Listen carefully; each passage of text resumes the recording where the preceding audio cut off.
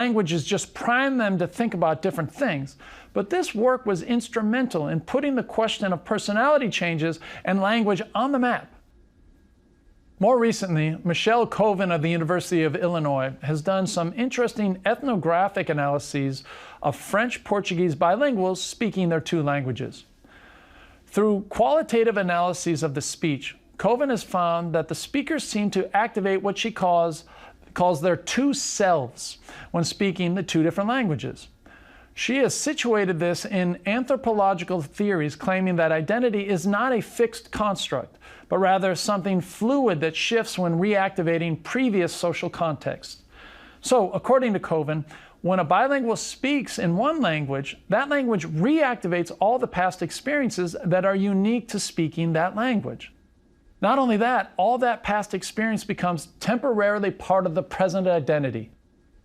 Now, this is all pretty theoretical, but there are some nice physiological data to support these claims. Boston University psychologist Catherine Caldwell Harris and her team published a paper in 2003 investigating how emotionally charged words in different languages affect Turkish-English bilinguals' skin conductive responses. This autonomic activity is similar to what is measured with the lie detector test and is thought to reflect the amygdala's low-level emotional processing of charged stimuli. Past research has shown that hearing emotionally charged language produces a much higher autonomic arousal than neutral language. Caldwell Harris replicated this and also found something novel. She discovered that native Turkish speakers who learned English later in life had much lower skin conductance when listening to emotionally charged language, like taboo words, in English versus Turkish. The explanation was that childhood is an emotionally fraught time and that certain words and phrases used in a family context have a particularly raw and charged meaning. In contrast, when emotional language is learned and used later in life, in a classroom setting, for example, it has more neutral and abstract connotations. Here's another way to think of it. Emotional language learned early on is more emotionally embodied than language learned later in life.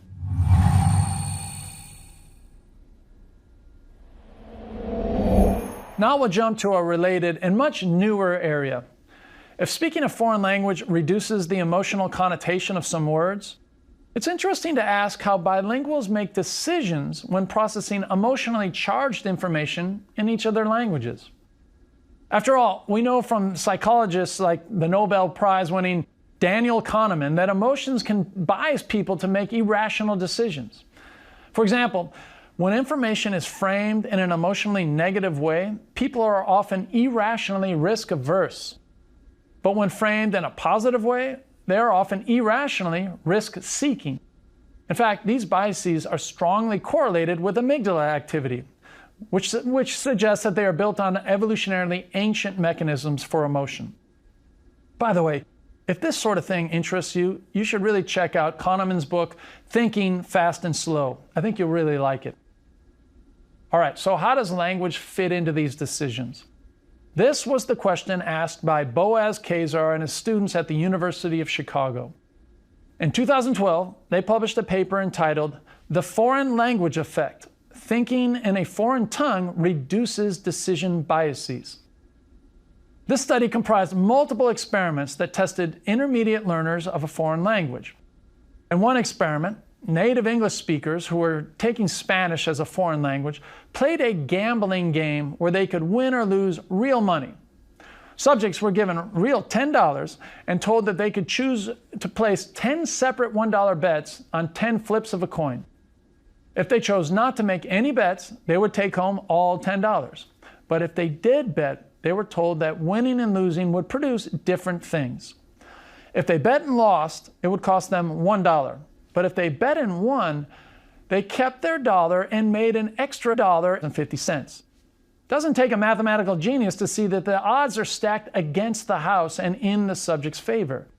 Not betting guarantees $10, but betting and winning only half the time, which are the odds of a coin flip, would yield $12.50. The rational decision is to bet every time, because even if you're winning at chance, you'll make more money than you lose. So what happened when participants did this task in English versus Spanish? The subjects who did it in their native English gambled only 54% of the time, whereas subjects who did it in Spanish gambled 71% of the time. This finding was consistent with the 5 other experiments reported in the paper, testing different forms of risk-taking in different bilingual languages.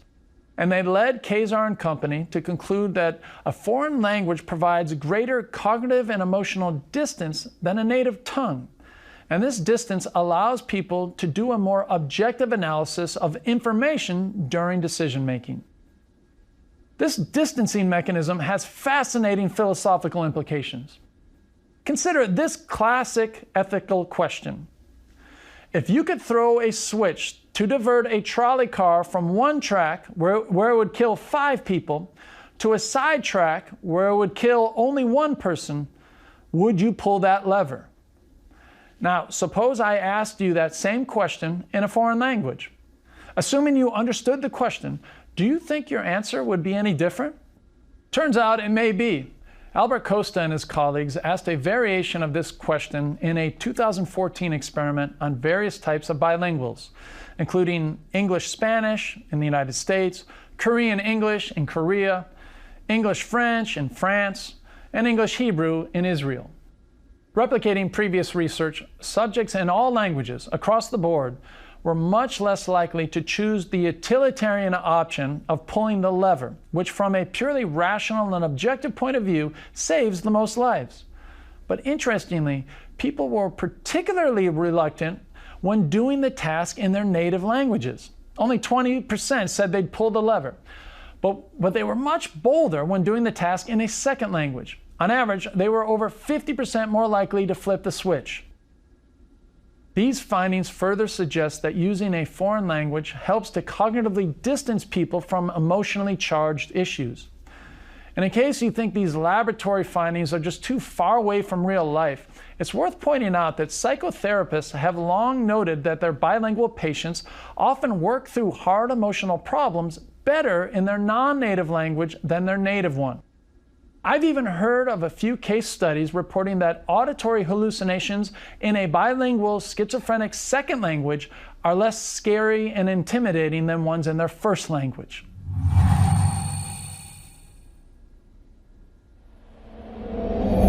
Let's switch gears a bit. If learning multiple languages gives people access to 2 different worlds, could exposure to more than one language enhance certain social abilities in multilinguals? For example, take perspective taking. As a monolingual child, I grew up with a uniform linguistic common ground. Everyone I knew spoke the same language, and that led me to believe that we all shared something major in common. Growing up with multiple languages is different. Having linguistic variety may cause children to work harder to keep track of what is mutually known and relevant at any given time. The cognitive science team of Dan Sperber and Deidre Wilson theorized that this mechanism of relevance is the key to success in all social communication. When you're exposed to one language, one major type of common ground is relevant, but when you're exposed to multiple ones, relevance is much more fluid. Zoe Lieberman and Catherine Kinsler and their colleagues have explored these issues with children and infants. For example, in one 2015 experiment, 4 to 6-year-olds growing up with just one language were compared to children exposed to multiple languages in a game that required social perspective taking. The game involved an adult speaking about some objects that the adult and the child could mutually see, and some other objects that only the child could see. If children were considering the perspective of the adult speaker, they should tune out information that only they could see. That's where common ground was absent. But they should perk up when communication shifted to objects that they could both see, where common ground was present.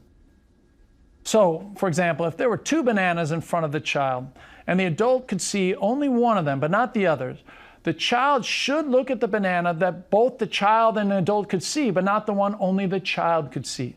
That makes sense? The main finding was that monolinguals looked at the two objects equally, whereas children exposed to a second language looked primarily at the object that both could see, suggesting a greater sensitivity to the adult's perspective. Interestingly, it didn't matter if those successful children were proficient in their second language. True bilinguals were no better than monolinguals merely exposed to multiple languages from like a family member or a nanny. This suggests that simply being around multiple languages gives children the pragmatic insight that not everyone linguistically knows what they know. The research team has gone on to replicate this basic finding in 14 to 17-month-olds, so this boost to perspective taking really starts very early in life. Could it be that both sets of findings are explained by the basic mechanism of executive function? If that were the case, you would expect that the more a monolingual child was exposed to a second language, the more practice they'd have suppressing their own language. Someone like Bialystok might say that this linguistic suppression would spill over into suppressing one's own perspective to consider the perspective of others. However, the data from both experiments suggest a different mechanism. First, tests of executive functioning showed that while 4 to 6-year-old bilinguals scored higher than monolinguals merely exposed to a second language, there were no differences in their performance on the perspective-taking task. Both were equally good, and both were better than monolinguals not exposed to any second language. And second, for the infants exposed to a foreign language, there was no correlation between amount of exposure and ability to successfully take the perspective of the adult. So it seems that even just minimal exposure to a second language is enough to spark the insight that you can't always assume that others share the same common ground as you do. Now, let's switch from perspective taking to group affinity. If language creates different worlds, how does living in each of those worlds affect the perception of others who do and don't also live in those worlds? Have you ever heard of the Implicit Association Test, or IAT? It was created by Anthony Greenwald and colleagues in 1998 to investigate automatic associations between various types of stimuli. For example, one version of the test requires people to make judgments about faces after very brief presentations of a word. If the words match the stereotype of the faces, people are faster to process the faces. But if they mismatch, people are slower. In this way, speed of performing this task reflects the extent to which people have different stereotypes of the faces. Okay, in 2010, there were a couple of published papers that investigated whether bilinguals have different associations for stimuli depending on what language is most active in their minds. For example, the Harvard psychologist Mahzarin Banaji explored how Moroccans fluent in French and Arabic performed the IAT in both of their languages.